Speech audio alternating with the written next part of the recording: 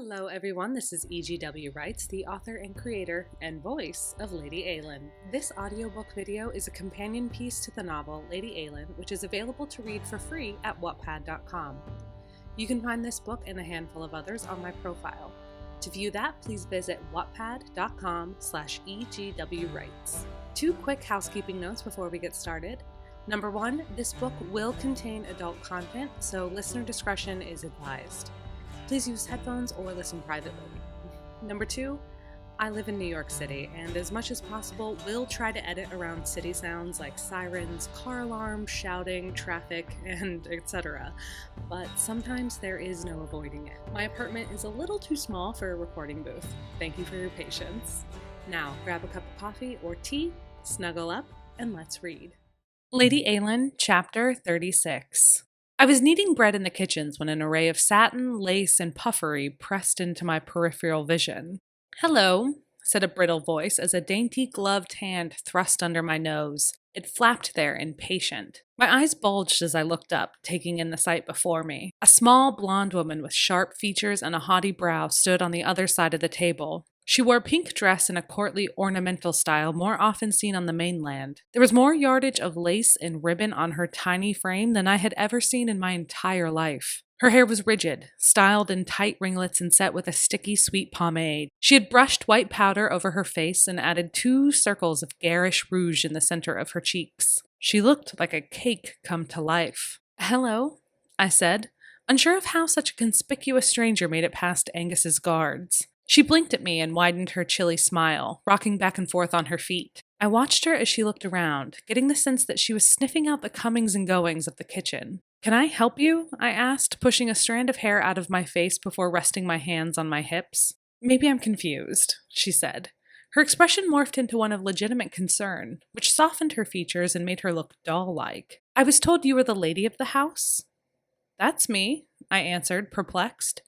"And who are you?" The woman curtsied, ringlets bouncing. It was strange, the way her wasp-sharp features and thin voice contracted with the flamboyant softness of her appearance. With her most indulgent smile yet, she introduced herself. "I'm Enos McClurkin." She seemed determined to give me no other information. Her name identified her as an islander, even if her costuming was continental. "And you're sure you're looking for me?" I asked. She looked disappointed, and I watched as Enos's eyes trailed down from my face to my flour-coated hands and finally to my pants. She smirked at them. "You are Lady MacLeod, no?" "I am." "I warned Enos that you could be standoffish, Eilean, but this is something else." Callum's voice rang through the kitchen as he stepped out from behind a corner. He smiled at me and waggled his finger as if I had been naughty. "Callum!" In an instant he was before me and crushing me in a bone-tight hug. His cloak smelled of rain and dirt and travel. "You didn't send word you were coming. What has it been, a half-year since I saw you last?" "I like to catch you off guard from time to time. Seems like I succeeded."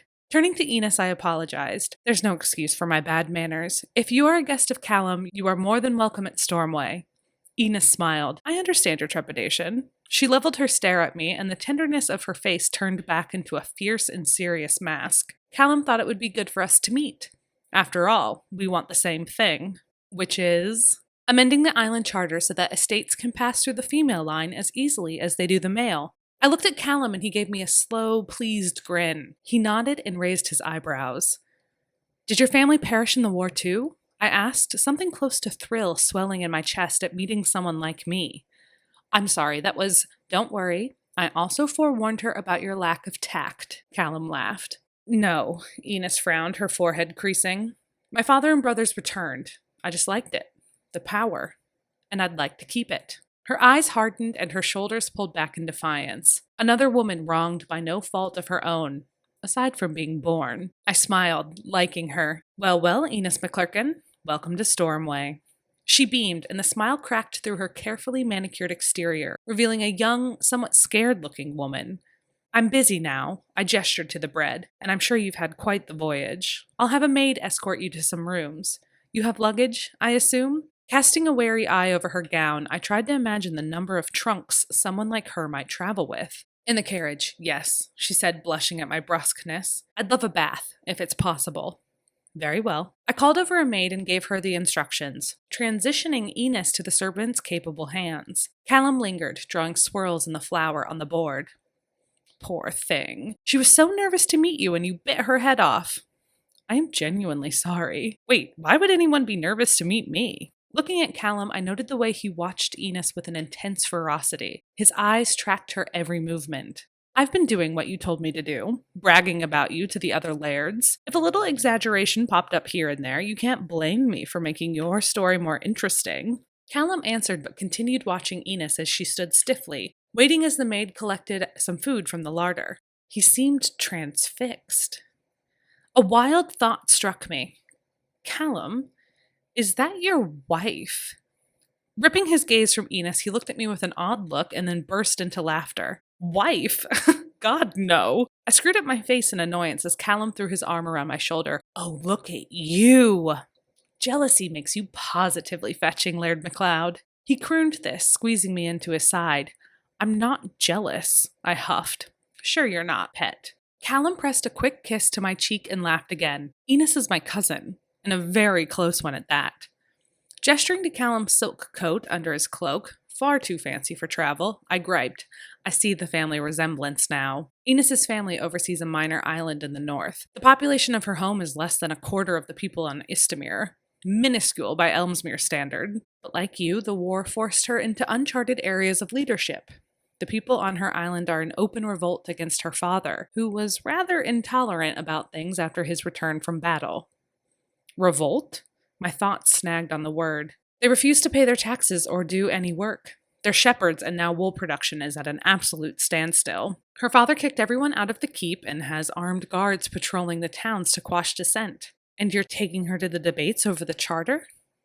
Callum shook his head. No, they're in recess for the session. Enos needed off the island. Quickly. The anger in his tone made me go cold. She was in danger? His arm tightened across my back and he ground his teeth. Yes. The fear and horror I felt reminded me I had seen very little of the world, that my personal experiences with cruelty had caused me to suffer, but that it very well could have been worse. Do you mind housing her for a while until tempers cool?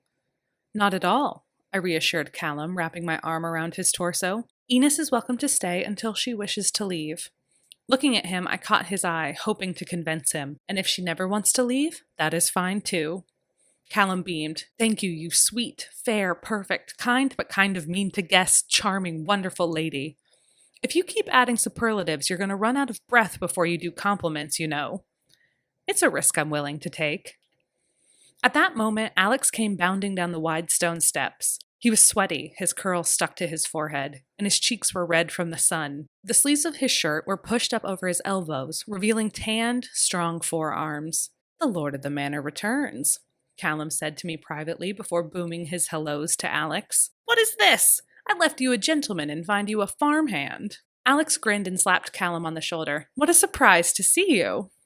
I slipped out from Callum's arm and allowed the two men to embrace. Sprinkling flour over the board, I began kneading bread again. Who is the lady with 12 trunks out front? Alex asked, picking up a nearby loaf of cooling bread and biting into it. There was a small outrage from Cook, who smiled sweetly and pulled out a pot of raspberry jam when she saw that her favorite had pilfered her loaves. Enos McClurkin, a relative of mine. Eilean is offering her shelter while her father remembers his manners, Callum offered. Her family returned and was less than enthused with a woman assuming lairdship. I filled in the blanks for Alex. Alex huffed a laugh, considering that. His eyes became distant, and he shrugged. I'm happy to hear that. Not happy that the lady is in a tight spot, but I thought my grandmother had made good on her threat to start sending me a menu of ladies in order to tempt my return to the fist. Apparently, it's high time I start becoming a true lord. He said this in an effective, high voice, trilling consonants and wobbling his head as if he were an outraged matron. Callum snorted, and I looked up from my work, startled. What? Didn't I tell you? Alex raised his eyebrows, laughing. No, I hedged. Alex shook his head. The Dowager Lady Leslie intends to lure me home. With women. I bristled at the idea. The expense, the indecency, the presumption. Not to mention risking the lives of women on a sea voyage just to see her grandson's return. Why, if I may ask? Callum interjected, looking at me sideways. His lips curled into a knowing smile. Her ladyship is of the opinion that I am throwing away my prime by aligning myself with an enemy family. Alex speared me with a conspiratorial look, with no political or economic advantage because Eilean is in charge. It hurt, this blunt reminder that to many Alex was still an enemy, a mainlander on the wrong side of the ocean, and the reinforcement that I was a pretend laird. I started kneading violently. Well, that is just fantastic, I grumbled. Callum stepped in, soothing feathers. I don't think your grandmother is near concerned enough with the dark beauty who holds you captive in her tower.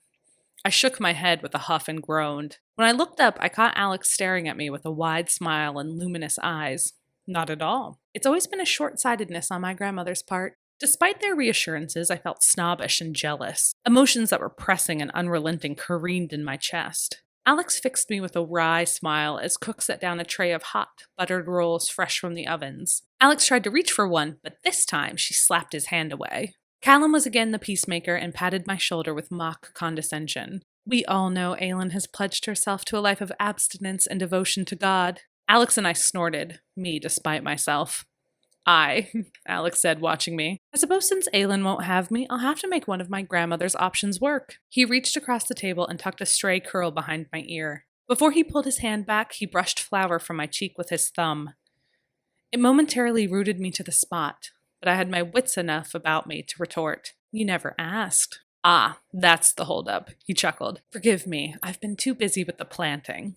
Alex leaned in and kissed the tip of my nose. Callum stepped away, whistling. The effect of Alex's public intimacy turned my insides into wobbly pudding. I gaped at him, open-mouthed and speechless. This conversation is now boring, Callum concluded with a disinterested flick of his hand. Can we please include me again? It's much more fun when we're a trio. Smirking, Alex turned and walked toward the stairs. Remind me to. Later, he called over his shoulder. He left the kitchens and I stood dumbfounded. A few of the cooks and kitchen maids watched us with hushed surveillance. They looked away when I turned my head and met their stares. Callum swooped in and rested his head on my shoulder. You know you're going to have to tell me everything, you minx. See you at dinner. He pulled back and swaggered away, exiting the kitchens hot on Alex's heels. Jittery, I punched the dough, kneading away my jangling emotions. Thank you so much for listening today. I hope you enjoyed the story. Subscribe to this channel and click the notification bell to be alerted when new chapters are updated. You can also follow me on Wattpad or Twitter at EGWwrites, where I will also share updates. As always, thank you for being a part of Eilean's journey. We are very glad that you're here. Until next time.